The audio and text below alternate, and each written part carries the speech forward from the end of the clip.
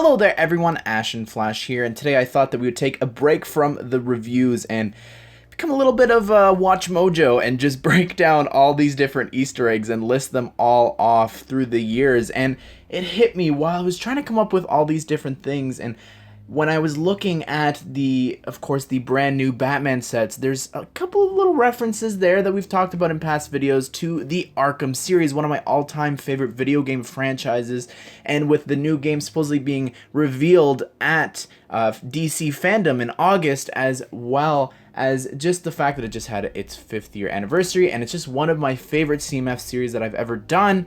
I figured let's go ahead and let's do that video that I talked about showing the cape off and different things like that, but we're gonna go through the entire history of all the references throughout Lego, and there's over 10, which as I started, I was like, oh, there's this, and I was like, oh my goodness, there's this too, and this, and this. So without further ado, let's go ahead and let's get started. Back in 2012, I couldn't believe this, but there's actually a line back from Lego Batman 2 DC Superheroes, and this was a line from Vicky Vale, and she actually takes a shot at Arkham City, and I'll just play the audio for you real quick so you can hear what she's talking about. Confirmation tonight that the inmates of Arkham Asylum are on the rampage once again. And this reporter has to ask, is it really such a great idea to house all these supervillains together in one place?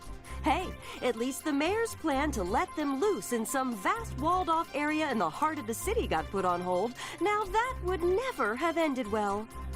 I just think that this is such a fun little reference that they included, of course referencing to the events of Arkham City and putting all the criminals in one spot in the heart of the city and letting them just go loose in there, which I really loved. But in 2013, the following year, 2 years after Arkham City, by the way, that game came out in 2011, so with that reference from the game, that's a year later, but this in 2013, 2 years later.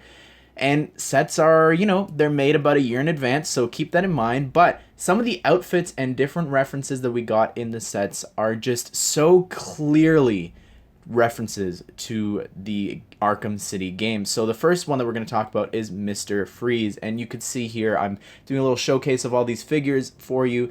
Just his outfit, just in general. Maybe you don't think so because he doesn't have the goggles or different things. It's hard to find a nice reference picture, but all of the tubes underneath on the torso printing, and I remember back when this was revealed, everyone was saying that, and it is clearly a reference to him. And if you don't believe me, here's the next one. Robin. Look at Robin here, and when you search up Robin with a hood, two things comes up. The first thing is Damian Wayne, because of course in the comics now he really uses he wears the hood up and different things like that. But the other thing for Tim Drake specifically is Robin from the Arkham game. First thing that pops up always, and I for as far back as I could see, that was the first time and only time in different Arkham comics, as well as for just pictures from the game, that Tim Drake wears the hood. And the other thing is, of course, is the truck. Now the truck, I'm not too sure about this. This is a little bit hard to research. I tried as long as I could, but the Arkham Asylum logo on the side of it, having the A above and below it, having it be reflected, I first saw it from the Arkham series. So I think that this is clearly a reference to that. And there's no history or anything of Arkham logos, but I did try searching back the 80s and 90s, and then of course the early 2000s, and nothing ever came up with anything like that. So I think that at least it's become popularized from the series nonetheless. But in 2014, we saw Lego Batman 3 release, and that was Beyond Gotham. And the first level, of course, you're facing off against Killer Croc, who clearly looks like he is just ripped right out of the Arkham series, with just the design of him, as well as really just the chains, I think, are the biggest part, and his face as well. I just want to mention this. We're going to come back to something from that game, but 2 years later in 2016, the indirect tie-ins for the Suicide Squad movie saw a Killer Croc set, and this was called Killer Croc the Sewer Smash.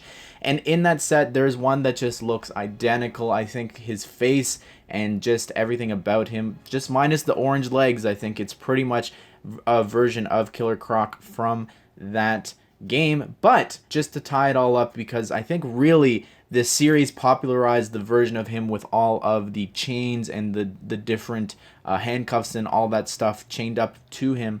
and this is the Killer Croc from the Lego Batman movie. So those two figures that we've actually gotten, I think just combined would make a really, really close version of Killer Croc from the Arkham series. But back to 2014, in that game, they actually have a Riddler trophy as well as an Arkham Knight Batmobile literally in there. So that was, to me, crazy that they spent all this time designing this thing but never put it in a set. And I think that's so disappointing as well. This is a whole year. Keep in mind, this is a year before Arkham Knight, so I think a lot of us thought that we were going to be getting something in 2015, but it never happened, unfortunately. But moving along now to 2017, of course, back to the Lego Batman movie, there are a couple of references here. I'm sure that there's some more that I'm missing, so please let me know. But in 2017, we of course saw Aaron Cash released in minifigure form, and his first appearance was in the Arkham series. It was probably, I think it was the Prelude comics or something like that,